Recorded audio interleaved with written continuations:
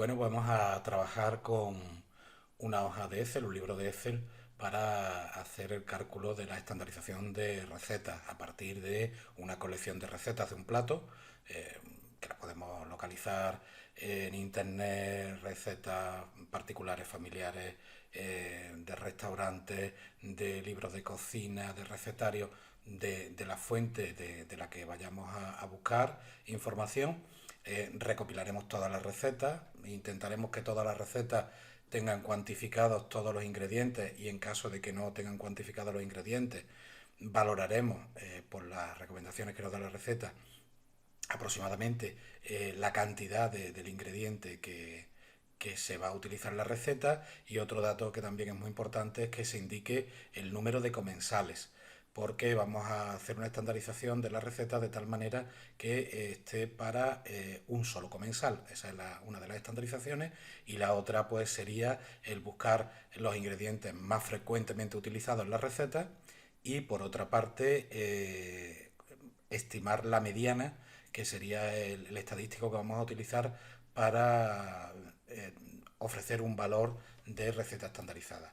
Como decíamos, lo primero sería ir a la fuente donde tenemos las recetas. En este caso vamos a hacer algo muy sencillo. Vamos a buscar salmorejo cordobés, que tiene pocos ingredientes y es fácil de elaborar, y tenemos más de 532.000 resultados en internet, con lo cual, hombre, tenemos de dónde buscar. Internet no es el sitio más idóneo para buscar la información. Siempre es preferible una fuente más directa, o bien de un recetario, un libro de cocina, que nos hayan dado en un restaurante o nos hayan dado particulares que elaboren la receta, pero para ejemplificar yo creo que lo podemos hacer aquí.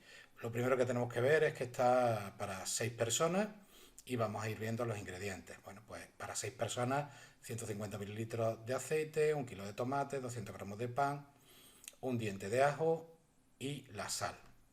Vamos a ir introduciendo estos ingredientes en nuestra hoja de cálculo, y lo primero que vamos a hacer es ponernos, por si no estamos, en la pestaña de introducción receta. Es esta que vemos siempre con fondos verdes. Esto está preparado para que si nosotros intentamos escribir en un sitio donde no debemos escribir, voy a poner aquí un numerito, una letra, automáticamente me sale un mensaje de que ahí no se puede escribir. Tenemos que escribir siempre en la zona verde clara. En este caso, el nombre del plato, salmorejo cordobés. Y hemos dicho que sería una receta para 6 comensales. Aquí veis que aparece el número de comensales. Y empezaríamos a poner los ingredientes: tomate, pan, aceite. En este caso vamos a especificar de oliva. No vamos a especificar de momento mucho más. Ajo, sal. Y ahora vamos a introducir para la primera receta la cantidad de los ingredientes. La que nos da es para 6 comensales, que sería 1 kilo de tomate, 200 gramos de pan, 150 de aceite de oliva, un diente de ajo. Bueno, pues aquí o bien pesamos el diente de ajo a ver lo que pesa, o vamos a cualquier referencia, que hay muchas en las que podemos encontrar los equivalentes de cantidad usada domésticamente a gramos. En este caso estaríamos hablando de aproximadamente unos 5 gramos de ajo, y la sal, 10 gramos de sal, y entre paréntesis nos pone al gusto. Una vez que hemos introducido ya la primera receta, ya está ocurriendo algo. Lo que está ocurriendo está en resultado de la receta, donde vemos que se han transcrito las cantidades, pero en esta ocasión ya sería para un solo comensal. Hemos calculado los ingredientes para un solo comensal. Y están ocurriendo más cosas. Lo que ocurre es que con en una sola receta tiene poco interés lo que está pasando. Entonces lo que voy a ir haciendo es buscar otras recetas e introducir unas cuantas recetas más, y vemos cómo está haciendo los cálculos. Bien, ya hemos introducido, en este caso son 6 recetas las que hemos introducido. Pues, lo ideal es que cuantas más recetas recopilemos, mucho mejor. Eh, esta aplicación en principio la tenemos diseñada de hasta 20 recetas que pueden incluir hasta 25 ingredientes, que bueno, pues cubre la mayoría de los casos, y las recetas que hemos ido recopilando son para diferentes números de comensales. Estáis viendo 8, 4, 10, 8, 6, las cantidades que corresponden de cada uno de los ingredientes. Vemos que hemos incluido algún ingrediente nuevo, vinagre, que ha aparecido en alguna receta, melocotón, que ha aparecido en alguna receta, y huevo crudo, ¿de acuerdo? Cada uno con su casuística. Por ejemplo, de vinagre estamos viendo que hay 3 recetas que tienen vinagre. Vemos que, por ejemplo, la sal no la indican en todas las recetas. Hay algunas recetas que simplemente ponen al gusto, y hay una que en lugar de utilizar tomates, que utilizan todas, pues está utilizando melocotón en su defecto, y una además que utiliza huevo crudo. Simplemente introduciendo estos datos, que serían las cantidades que nos aparecen en la receta, nosotros podemos ir ya a los resultados y vemos que se han hecho los cálculos para un solo comensal de todos los ingredientes, exactamente igual que lo tenemos. Y ahora sí podemos desplazarnos hacia la derecha y vemos cómo, que antes también aparecía, pero lo que os comentaba, para una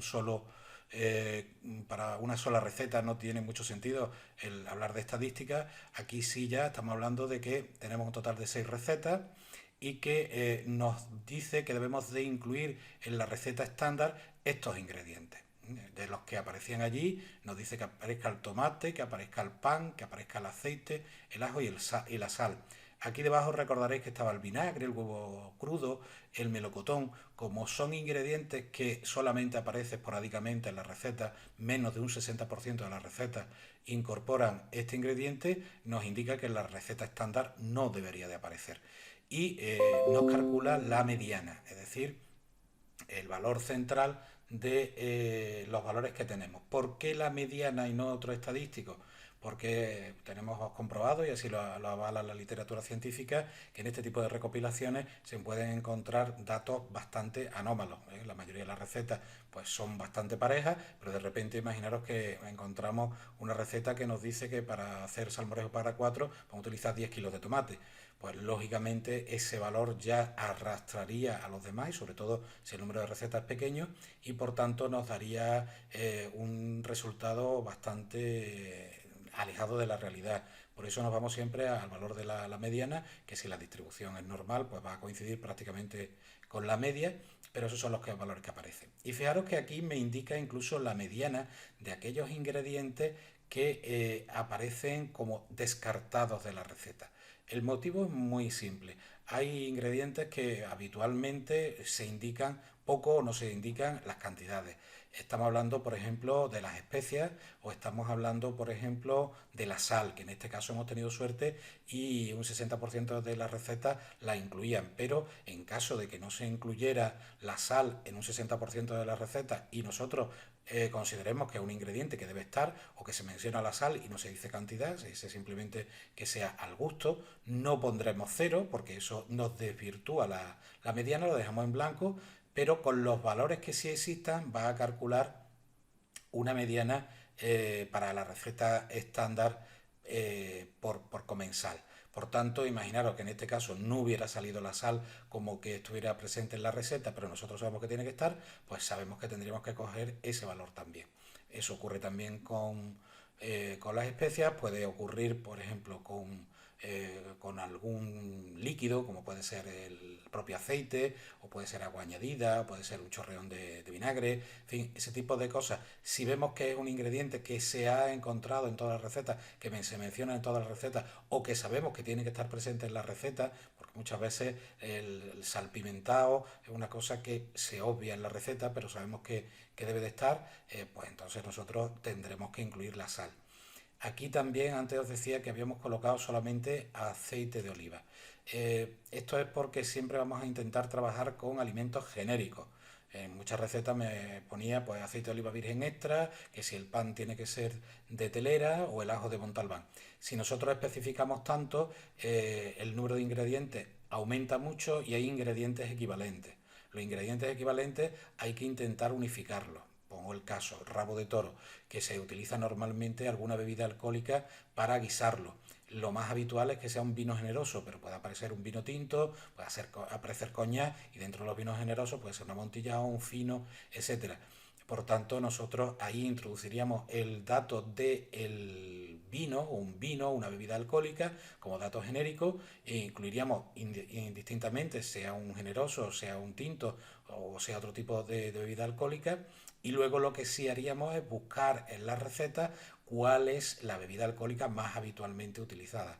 En este caso, pues una vez que terminamos, ya sabemos que en la receta en todas ellas se hace indicación de que sea aceite de oliva o aceite de oliva virgen extra, pues nosotros ya indicaríamos aquí el tipo de aceite. Por definición casi, recetas tradicionales, recetas que puedan tener una antigüedad superior a 50 años, lo más habitual es que lo que se utilizara fuera un aceite, lo que hoy denominamos un aceite de oliva, al menos virgen. Ya extra sería más complicado que fuera, pero al menos virgen.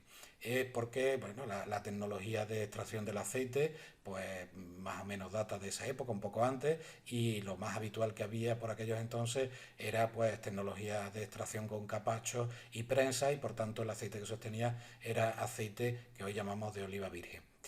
Por tanto, siempre ese contexto histórico también tenemos que intentar reflejarlo para que no introduzcamos ingredientes que ahora pueden ser actuales, pero que tradicionalmente no se han utilizado.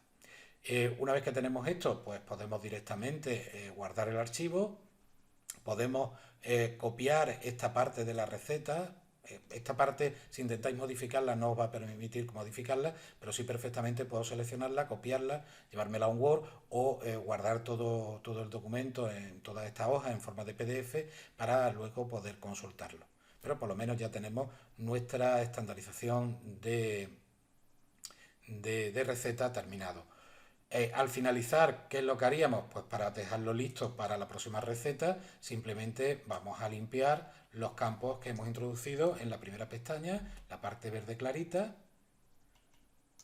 simplemente dándole a suprimir, ya lo dejamos listo para poder empezar, o no guardamos cambios y cuando arranquemos la próxima vez tendremos listo para la siguiente receta.